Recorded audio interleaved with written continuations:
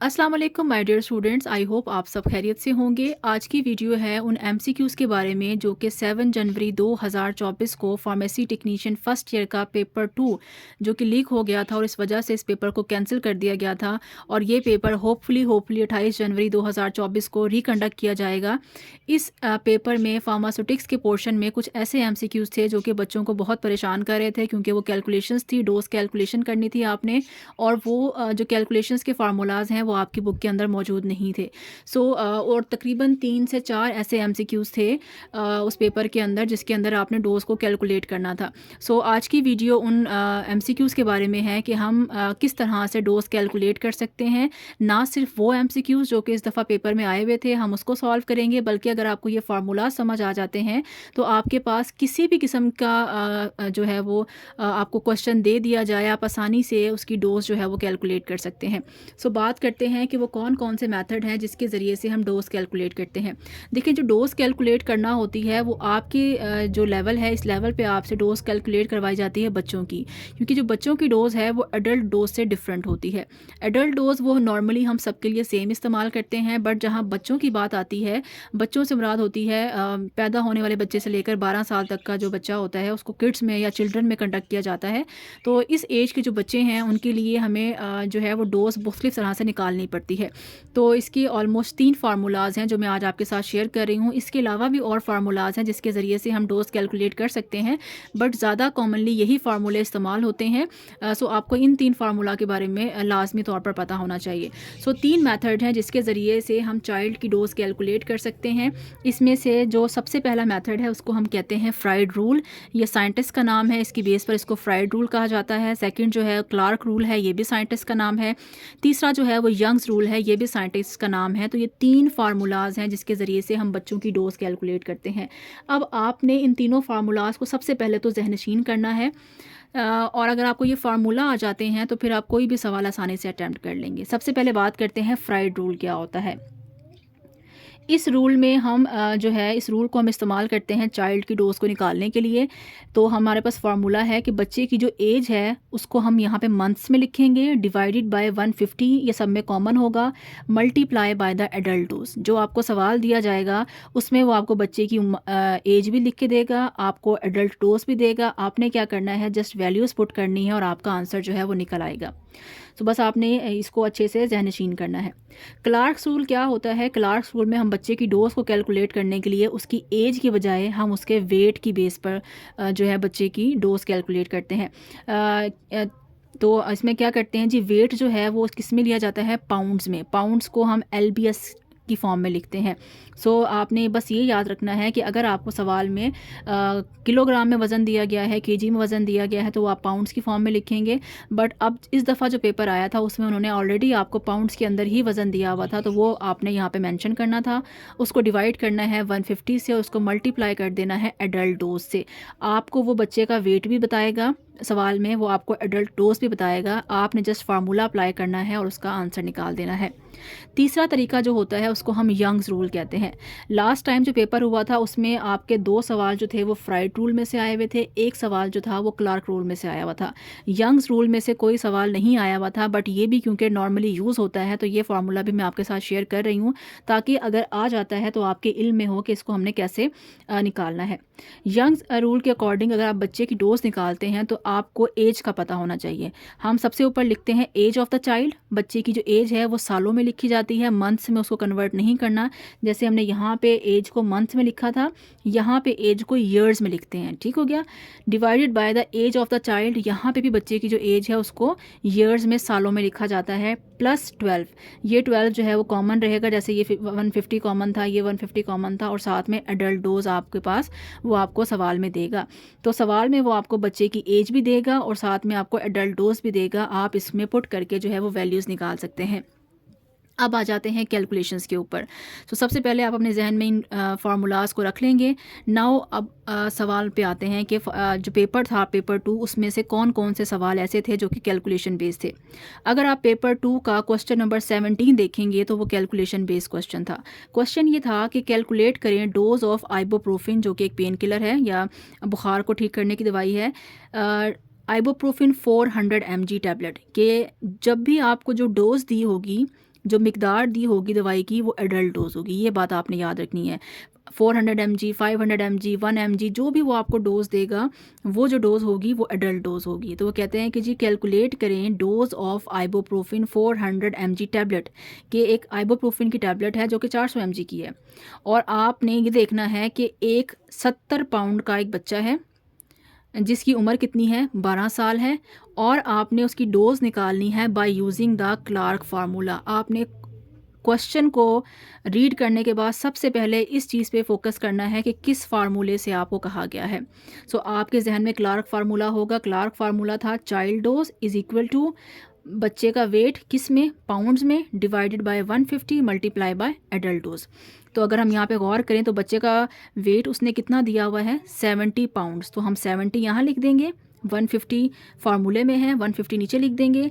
Adult dose कितनी दी हुई है, 400 mg, 400 mg से इसको मल्टीप्लाई करेंगे, आप 70 को 150 पे डिवाइड करेंगे, जो आंसर आएगा उसको 400 से मल्टीप्लाई करेंगे, तो आपके पास आंसर आएगा 186.6 mg। मैं आपको ये कैलकुलेट भी करके दिखा देती हूँ। सो यहाँ पे अगर हम इसको कैलकुलेट करें तो हम सबसे पहले क्या करेंगे, हम 70 को डिवाइड करेंगे किससे, 150 से, और मल्टीप्लाई कर देंगे एडल्ट डोज से जो कि थी 400 mg, तो हमारे पास आंसर आता है 186.6 mg। आपके पास जो आपके पेपर में ऑप्शंस दिए गए थे वो ऑप्शंस थे जनाब 130 mg, 186 mg, 200 mg या 284 mg। तो यहाँ पे हमारे पास जो सबसे क्लोज ऑप्शन है वो है 186 mg, तो यहाँ पे हम इसको टिक कर देंगे। उसके बाद जो सेकंड सवाल आपसे पेपर में पूछा गया था वो था आपका क्वेश्चन नंबर 23, जो कि लीक पेपर का क्वेश्चन है। क्वेश्चन ये था कि calculate the dose of a paracetamol 500 mg tablet, कि आपके पास पैरासीटामोल जो कि एक पेन किलर है वो 500 mg टैबलेट है, 500 mg उसकी एडल्ट डोज है। For a 30 pound LBS mean pounds, एक बच्चा है जिसका वेट जो है वो 30 पाउंड्स है और उसकी उम्र जो है वो 4 साल है, तो उसका आप जो है फ्राइड रूल के ज़रिए से उसको कैलकुलेट करके बताएं। अब आपने सबसे पहले क्या देखना है कि कौन सा रूल पूछा गया है। फ्राइड रूल को अगर हम पीछे से देखें तो फ्राइड रूल का फार्मूला क्या था, फ्राइड रूल था जी child dose is equal to age in month divided by 150 multiply by adult dose. तो यही फार्मूला हमने यहाँ पे लिख देना है, child dose is equal to age in months divided by 150 multiply by adult dose. अगर आप गौर करें ना तो वो आपको क्वेश्चन में एक आध चीज़ एक्स्ट्रा देगा, जैसे कि यहाँ पे जो उसने आपको जो चीज़ एक्स्ट्रा दी है वो है जनाब आपके पास वज़न। हालांकि इस फार्मूले में कहीं पे भी वज़न की ज़रूरत नहीं है, लेकिन आपको कंफ्यूज करने के लिए वो आपको एक चीज़ एक्स्ट्रा देगा। सेम चीज़ उसने पिछले वाले पेपर में भी की थी, जैसे उसने यहाँ पे आपको एज एक्स्ट्रा दी हुई थी ताकि बच्चों को कंफ्यूज किया जा सके। अब एज एक्स्ट्रा दी थी, एज का इस फार्मूले के अंदर कोई काम नहीं है, लिहाजा आपने एज को क्या कर देना है, स्किप कर देना है। इस केस में क्योंकि आप फ्राइड रूल यूज़ कर रहे हैं, फ्राइड रूल में हम क्या यूज़ करते हैं, हम एज यूज़ करते हैं, हम वेट को इस्तेमाल नहीं करते। तो हम देखेंगे कि बच्चे की एज मंथ्स में कितनी है, divided by 150 multiply by adult dose.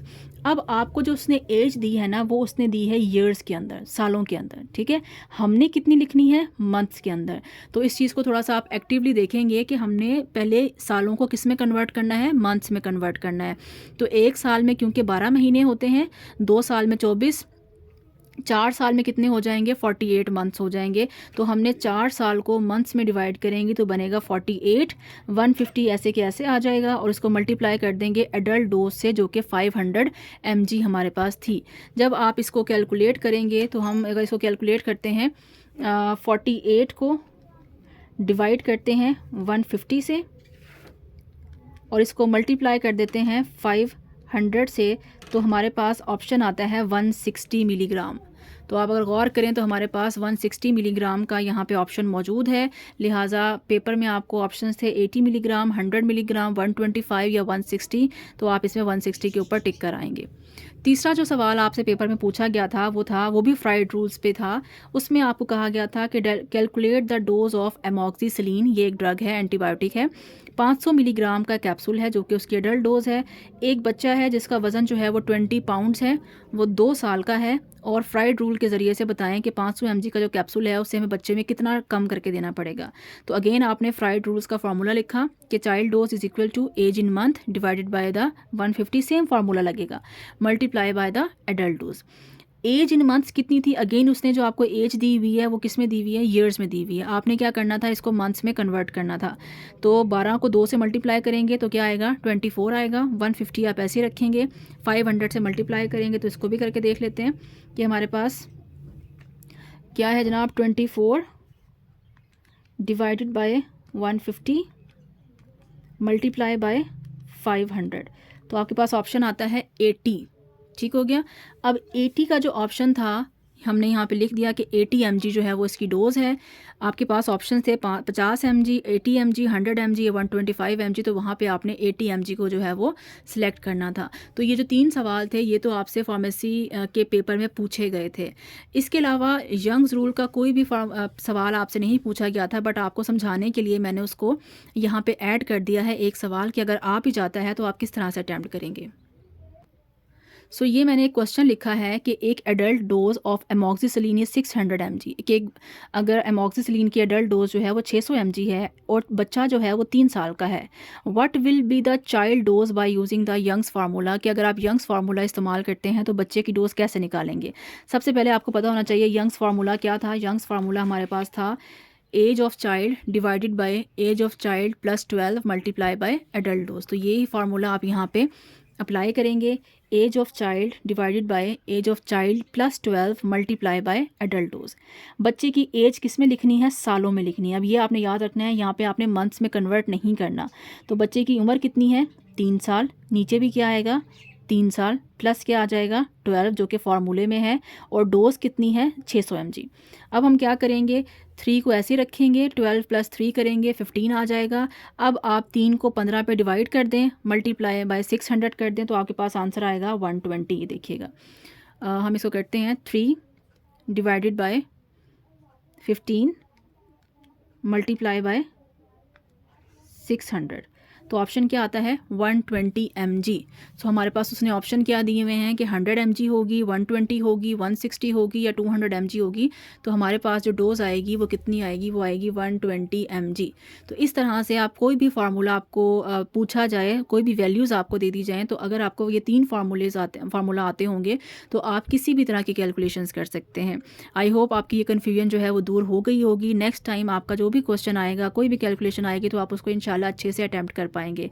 Video अगर पसंद आई है तो प्लीज़ वीडियो को लाइक करें, चैनल को सब्सक्राइब करें और अपनी कम्युनिटी में, अपने फ्रेंड्स में इसको ज़रूर शेयर करें। Thank you so much. अल्लाह हाफ़िज़।